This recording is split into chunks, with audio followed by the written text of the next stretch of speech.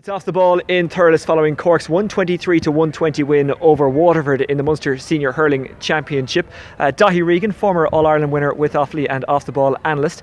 We've seen Cork reach another Munster final, but you don't think we've seen a genuine All-Ireland contender today, do you?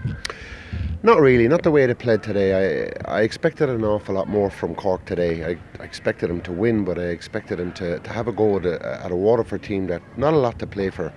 And in Championship hurling, unless you have a goal at the end of it, it's very difficult to be massively motivated coming into it. So I thought that Cork might open Waterford up, throw it around, go for goals, look to exploit. Waterford had a lot of injuries, and I just didn't see that. And actually, they were very, very lucky to win the game. The decisive score, to me, should have been ruled out. Personally, I thought Harnedy took it very well, but I thought he carried it 10 steps. And Derek McGrath was very agitated when he saw it, and it's poor decision from a referee. Basic stuff that a ref expects to get right, and he missed it, and it was crucial. And Cork scored 4 points in the remaining overtime, 4 points in 6 minutes. That got them over the line, but you get what you deserve, so obviously deserve to win the game, but not what I was expecting from Cork today. Now that's notwithstanding that Waterford threw everything at them, but Waterford in the second half were playing with Tom Devine pretty much up on his own, and he was heroic in trying to hold it up there, but he was just outnumbered. But it was what Cork did and didn't do with the ball after that surprised me and disappointed me. And like we'd said before the game, to me there's no plan B with Cork. If it's not going well, as it's gone at different stages in the previous 3 games for them, they don't know how to change it up. And they play a very wide, they're trying to play an expansive type of game and spread it wide, but they're playing it so close to the sidelines that skillful players are being caught with defenders coming on them and the sideline acting as a defender. A lot has to go right for Cork, and they're like an open type of a free-flowing game. You're not going to get that as All-Ireland contenders, Oisin. I don't see Cork as All-Ireland contenders. Not playing the brand of hurling they're playing. They're skillful players, but I don't think they're playing a brand that suits them. Do they need to be more physical and more direct? Well, other teams are going to be more physical with them, because if you, for argument's sake, take the Galway defenders, big, strong, brutally hard men who are brilliant on the ball with very, very aggressive defenders. Cork don't like that type of thing.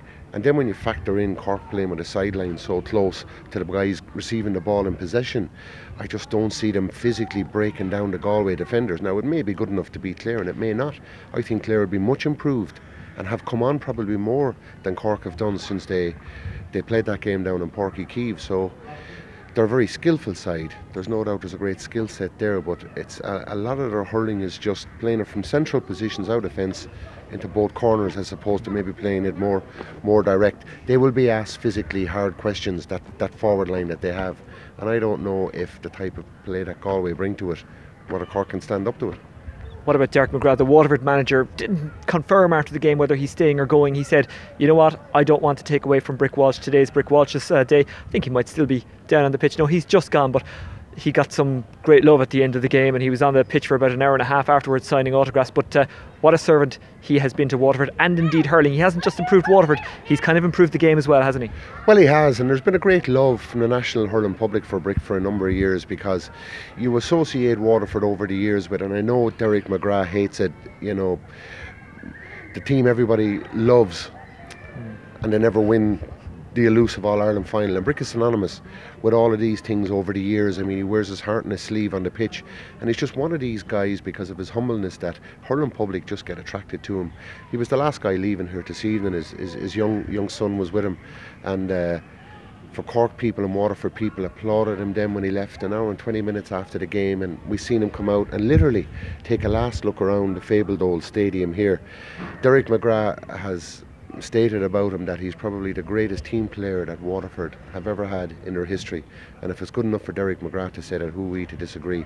As a supporter looking at the game, I think he's an immense man, and appears to be off the field as well. A huge loss to hurling, but obviously a massive loss for Waterford, but someone who obviously could play a part in the background in future years with his team. And he's still walking around. Gavin might actually get a shot of Brick down below. Brick having some last moments perhaps here in Thurles. It may not be his last moment, we don't know. Daithí, just before we let you go, you very much think that Galway are still a standout contender for the All-Ireland. Do you think they will retain their title from what you've seen so far? From what I've seen so far, Galway have everything.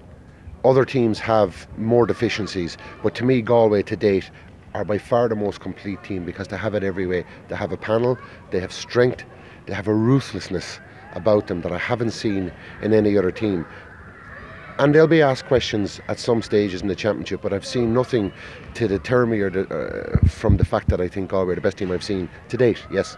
Daithí Regan, former All-Ireland winner with Offaly and off the ball hurling analyst, thank you for talking to us here in Thurles. It was a horrible day weather-wise. It's got a little bit better. Horrible championship for Waterford. They're out. Cork march on to the Munster final where they will take on Clare. Don't forget, if you want more on the hurling, the football or anything else, you can check out Off the Ball's social media channels for lots of goodness.